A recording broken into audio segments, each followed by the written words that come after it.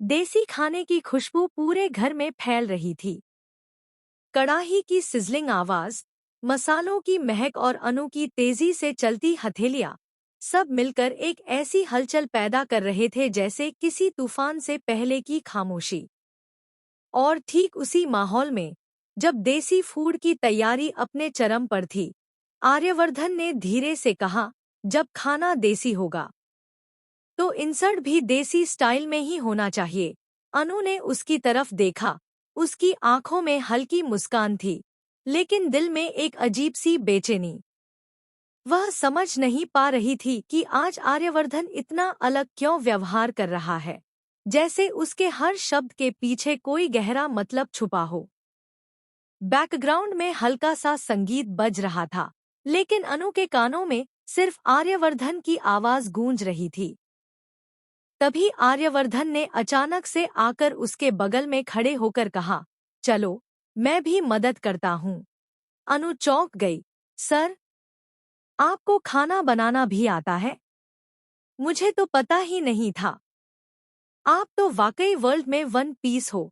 यह सुनकर आर्यवर्धन कुछ पल के लिए उसके चेहरे को देखता रह गया, जैसे इस एक लाइन ने उसके दिल को छू लिया हो। उसने धीरे से कहा, अजीब है, आज तक किसी ने मुझसे ऐसा नहीं कहा। किसी ने मेरी इतनी तारीफ भी नहीं की। अनु हंसते हुए बोली, तो क्या हुआ? किसी को आपकी खासियत पता नहीं होगी, पर मुझे तो पता चल गई है। आप एक बहुत अच्छे इंसान हो। सर, आप हीरो हो। और आपकी शादी जिस लड़की से होगी, वो लड़की बहुत किस्मत वाली होगी। उसे एक ऐसा पति मिलेगा जो हर मुश्किल में उसका हाथ थामेगा, उसकी समस्याएं पल भर में गायब कर देगा। अनु के शब्द, उसकी आंखों की चमक, उसकी मासूमियत, सब मिलकर उस पल को जादुई बना रहे थे।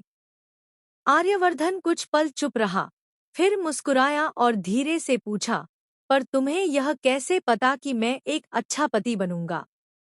अनु ने तुरंत जवाब दिया, सर, आपको देखकर मेरा दिल बोलता है। आप अच्छे नहीं, बहुत अच्छे पति बनोगे। जैसे ही यह शब्द हवा में तैरकर आर्यवर्धन तक पहुंचे, उसी पल कुछ बदल गया। वह अनु को तीव्र निगाहों से देखता रहा। उसकी आंखों में एक चमक थी, एक निर्णय, एक हिम्मत, और शायद कई दिनों से दबा हुआ इजहार। अगले ही पल आर्यवर्धन ने जो किया, वह अनु ने सपने में भी नहीं सोचा था। वह पीछे मुड़ा, टेबल से एक फूलगोभी उठाई और धीरे धीरे अनु की तरफ बढ़ता गया। अनु के दिल की धड़कन तेज, सांसें